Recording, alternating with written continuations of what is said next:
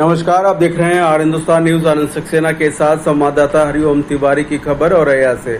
शहर के काली माता मंदिर रोड पर स्थित गोपाल वाटिका में श्रीमद् भागवत कथा पंडाल में साप्ताहिक श्रीमद् भागवत कथा का कलश यात्रा के साथ शुभारंभ हुआ। इस अवसर पर शहर के प्रमुख मार्गों से होकर भव्य कलश यात्रा निकाली गई, जिसमें महिलाओं, पुरुषों, बच्चों सहित भक्तों ने बढ़ चढ़कर भाग लिया।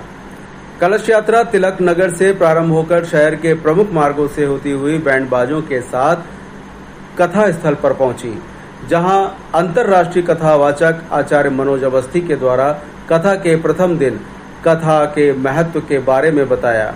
कथावाचक ने बताया कि श्रीमद् भागवत कथा देवताओं के लिए भी दुर्लभ है, तभी परीक्षित जी की सभा में सुखदेव जी ने कथा अमृत के बदले में अमृत कलश नहीं लिया।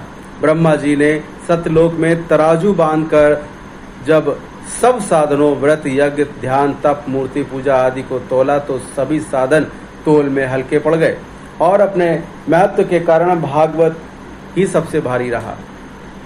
अपनी लीला समाप्त करके जब श्री भगवान निज धाम को जाने के लिए उद्यत हुए तो सभी भक्तगणों ने प्रार्थना की, हम आपके बिना कैसे रहेंगे।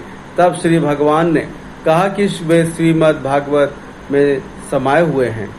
यह ग्रंथ शाश्वत नहीं, उन्हीं का स्वरूप है। पठन पाठन व श्रवण से तत्काल मोक्ष देने वाले इस महाग्रंथ को सप्ताह विधि से श्रवण करने पर यह निश्चय ही भक्ति प्रदान करता है। इस मौके पर कलश यात्रा के दौरान परीक्षित सुशीला गुप्ता सेठ, पत्नी डॉक्टर मोहन गुप्ता सेठ और विकास सेठ, आस्था गुप्ता, निशा गुप्ता, अंशिका गुप्ता, संध्या गुप्ता, दिलीप गुप्ता सेठ, रेणु गुप्ता, देवेंद्र गुप्ता, गहोई वैश्य सेवा समिति अध्यक्ष विष्णु गहोई, श्याम कुमार बरसैया, राजू बरसैया, ब्रजेश बंधु, विचित्र पहल के संस्थापक आनंद नाथ गुप्ता, संजीव रेजा, हरिओम शर्मा, यशु शर्मा, राजेंद्र शर्मा सहित सैकड़ों श्रद्धालु उपस्थित रहे। फिलहाल आप सुरक्षित रहिए, जुड़े रहिए हिंदुस्तान से। नमस्कार। जी के द्वारा भागवत चारा थे, उस पर थोड़ा उसमें सीधी सी बात यह है कि जो आयोजक गण हैं उन्होंने जो किया है वो उचित नहीं है, लेकिन ये भी उचित नहीं है कि आपने अपनी जाति को छुपा करके और इस प्रकार से जो उसमें संज्ञान में आया है, चूँकि मुझे बहुत प्रकाश में अभी मैंने उसको नहीं देखा है, लेकिन ये पता लगा है कि जो यजमान थे, परीक्षित थे, उन्होंने उनका सम्मान भी किया। अगर उनको कोई ब्राह्मण और यादव वाला विषय हो तो सम्मान क्यों करते, अपने घर में थाली में भोजन कराया और फिर भी उस महिला के साथ में उन्होंने कुछ अभद्रता की, उसके कारण ये सब घटना हुई है।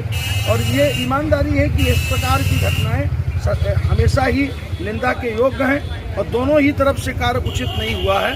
लेकिन पूरे समाज को टारगेट करना ये एक देश के लिए बड़ी घातक व्यवस्था है। पूरे समाज को टारगेट नहीं करना चाहिए। ना सारे ब्राह्मण दोषी हैं, ना सारे लोग दोषी हैं, और जिसने भी जो किया है उसकी सजा अवश्य मिलनी चाहिए, तब एक नया संदेश संसार में जाएगा।